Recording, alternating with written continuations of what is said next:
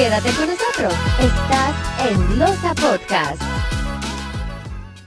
Hola, ¿qué tal amigos? Estás en Loza Podcast. Tengo un amigo que nos va a platicar sobre Play Safe en un evento grande, ¿verdad? Entonces aquí con nosotros está Mr. Joey Banda. Muchas gracias, Mr. Luz. Muchas gracias por la invitación aquí con usted, por su podcast. Una de las main cosas cuando estás así en un evento muy grande es la seguridad de su familia. Así Claro es. que sí. ¿Verdad que sí? Muchas veces uno dice, ¿sabes qué? Vamos a ir a este lugar a un evento. Por ejemplo, ahorita ya se presentan las fiestas charras, el Sombrero Festival, el Carnival, todas esas cosas donde mucha gente viene de todos los lugares. Entonces queremos que nuestras familias estén pues bien. Self-awareness, ¿verdad? Of course. It's always surrounding yourself, surroundings. Look around at your surroundings. Yo, una de las cosas que hago yo preferentemente, cuando llevo a mis familiares, mis hijos, yo siempre los pongo enfrente de mí.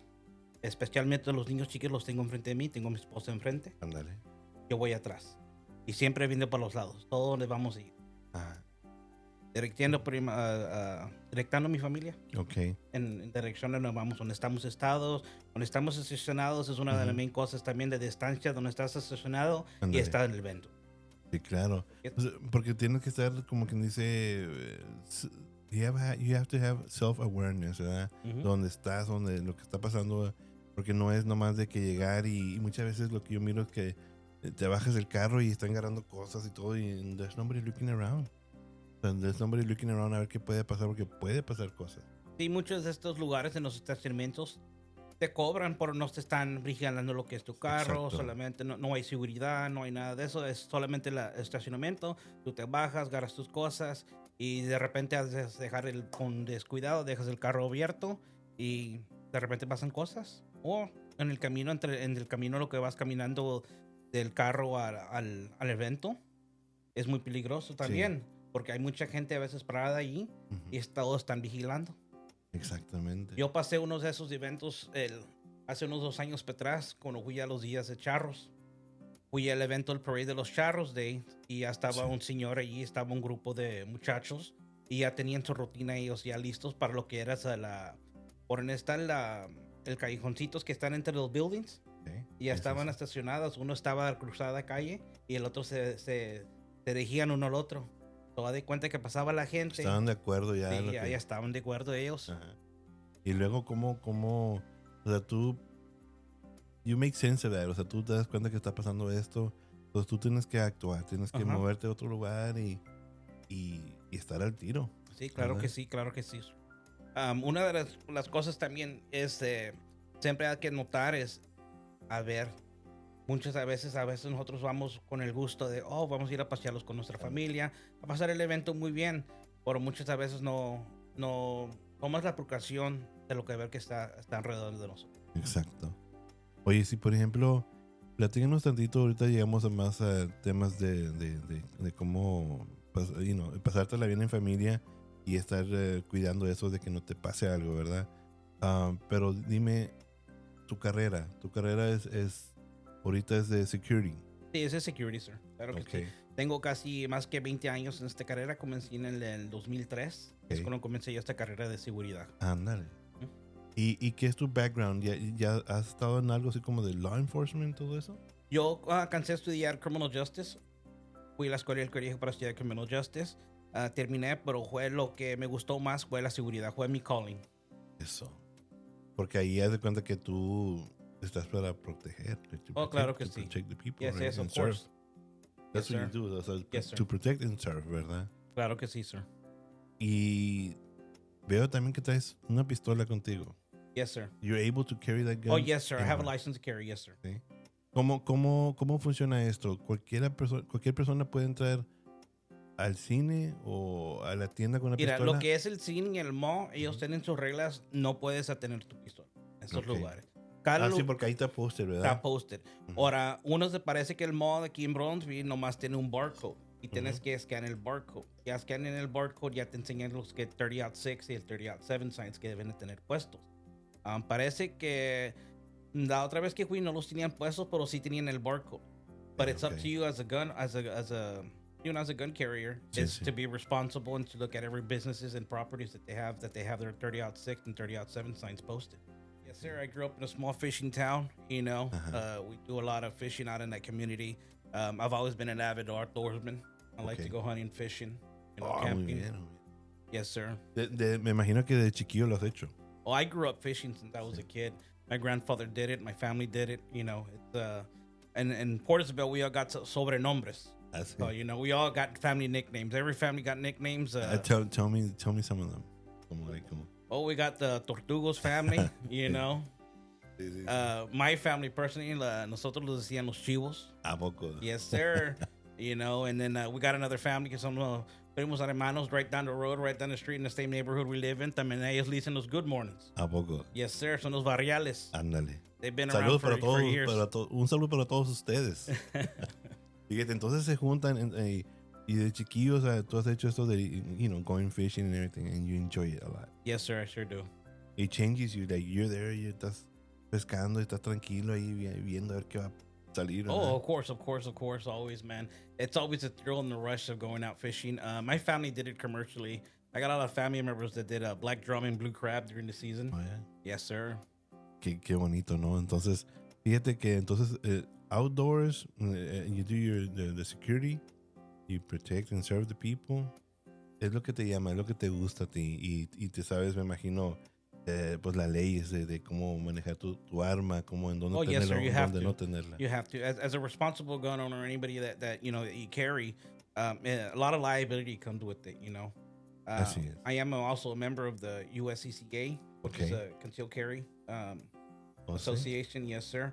I always recommend everybody to go out and seek insurance, you know, to give your family a peace of mind.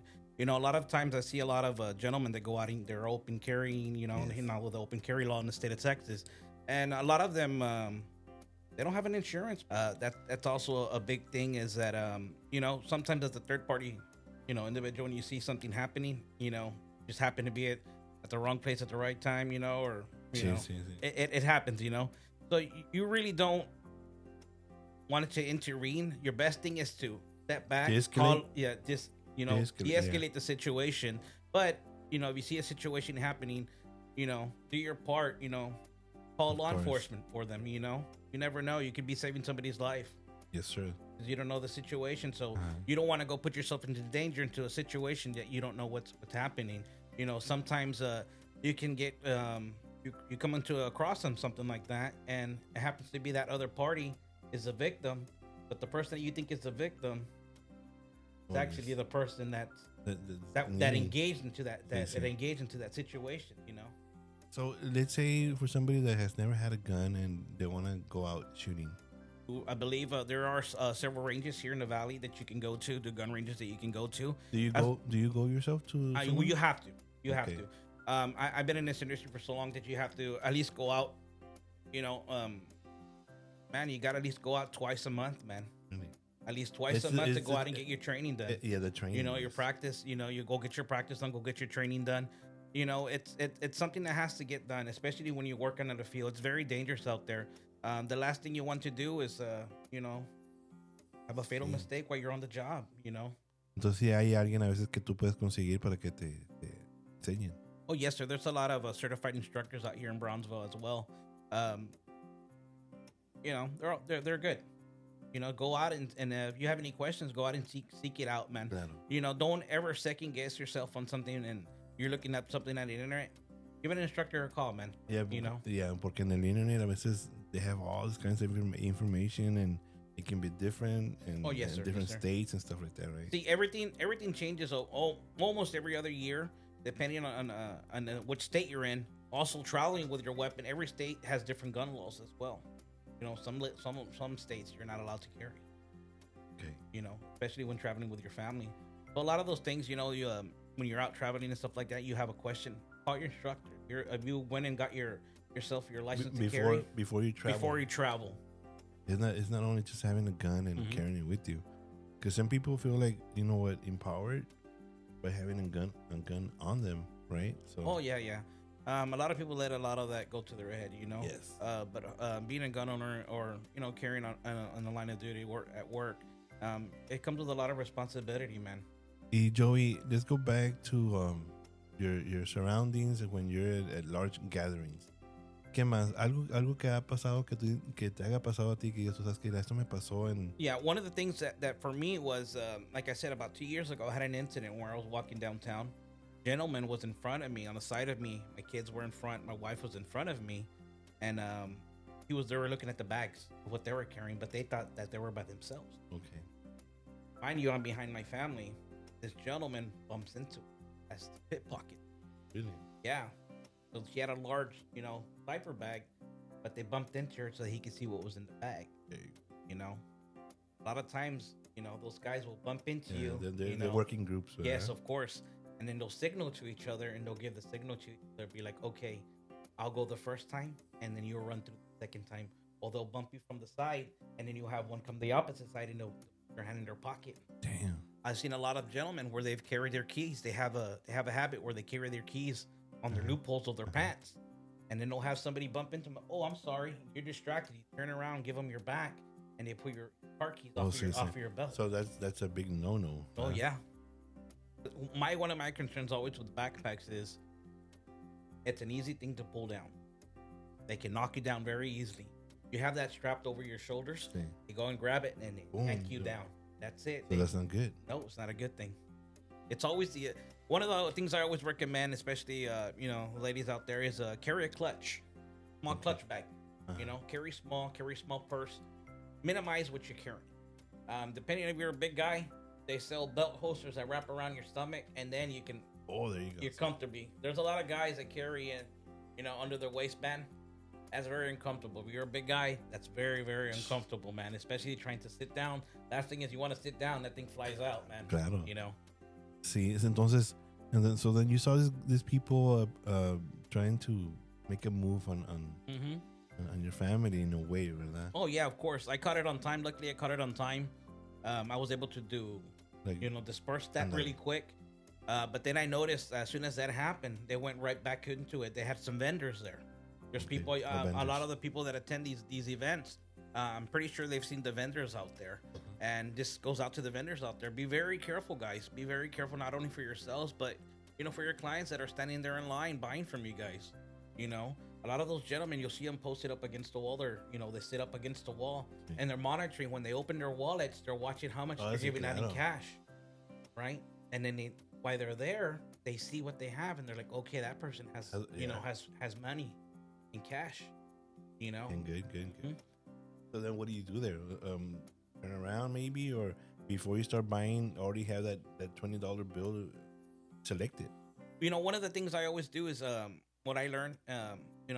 Some of these events, they do accept card. Tap, cash pay. Okay. I have a thing where my set of rules, I don't carry cash. To begin with, we are not law enforcement. Okay. We're not law enforcement at all. We're not involved with law enforcement or anything. We're private security. Private I have a security. question. Perdón. Yes, So sir. if you're private security or security, can you have a gun, or you're not supposed to have a gun? You can carry a gun. If you're private security, you can carry a weapon. Okay. You sure can. But you have to be a level 3 commissioned security officer or a personal protection officer. Oh, there you go. Yes, sir. There's different levels of security in this industry. As a personal protection officer,